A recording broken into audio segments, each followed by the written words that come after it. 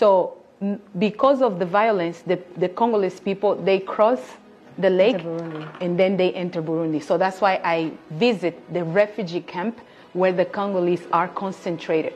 They know that there is some effort by the United States to end the war. So that's why many of them, please, Donald Trump, please, US, please help us. Wow. Yes. The majority of women raped is in DRC. Wow. Yes. Those women raped, no food, nothing. They all sit down and they describe you. I mean, I was crying with them. It was horrible. They mentioned that the way that M23, they mention who raped them. They mention, this is the shocking part. They describe how they come, how they do, horrible, and who they are.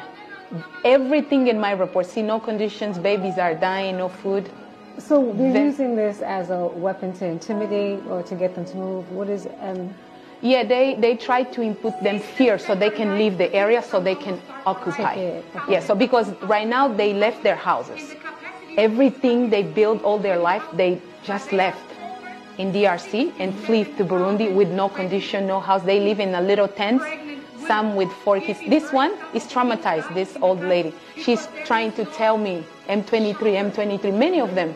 They just mentioned the aggression from M23, M23. Yeah. Yeah, she said that a pregnant woman was raped, she saw.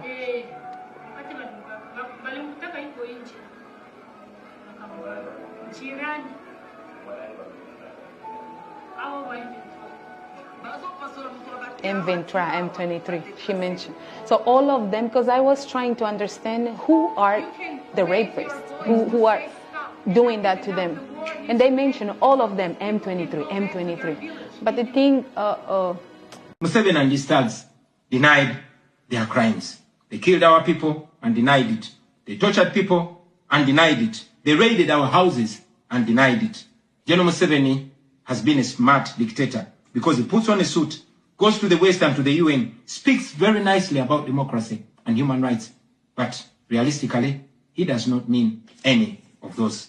He talks about our so-called Human Rights Commission in Uganda, but the same person closed the UN Human Rights Office in Uganda 2 years ago because they dared to question him about his atrocities.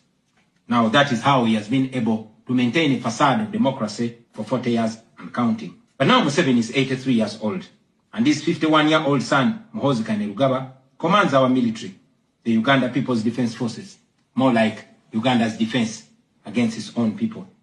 Like his father, Muhoozi does not play the role of a good dictator. He openly and shamelessly says despicable things on social media. On Twitter, he openly confesses and brags about committing atrocities against the people of Uganda. When he was summoned by Parliament, he called Parliament a house of clowns and fools, and he threatened to arrest all of them. In other words, Museveni and his son no longer fear international retaliation for their crimes. They've been so emboldened by your lack of action. They know that they can murder their own people, imprison them, torture them, remove their fingernails, push needles down their testicles, and nothing will happen to them. Now, they're using rape as a weapon. Boys and girls, men and women, people of all ages have reported being sexually assaulted by Muhoozi's military. And it's not rare.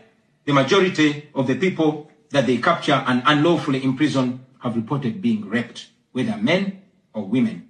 To investigate the appalling human rights record of the National Resistance Army in northern and eastern Uganda.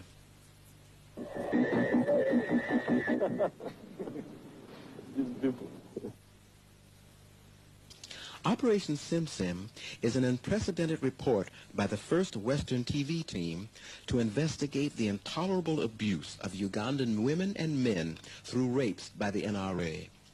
For a long time, the NRA government has been killing political opponents by deploying HIV-positive soldiers to rape them. It is the only government which is actively involved in the intentional spread of AIDS at a time when the entire world is struggling to stem the spread of this deadly disease. In the East African state of Uganda, the number of AIDS-infected people in the country has been steadily increasing. The Ugandan dictatorship of President Museveni is using the high number of his National Resistance Army soldiers to his advantage. The soldiers roam the land, searching for people opposed to his regime, and their weapon, the AIDS virus.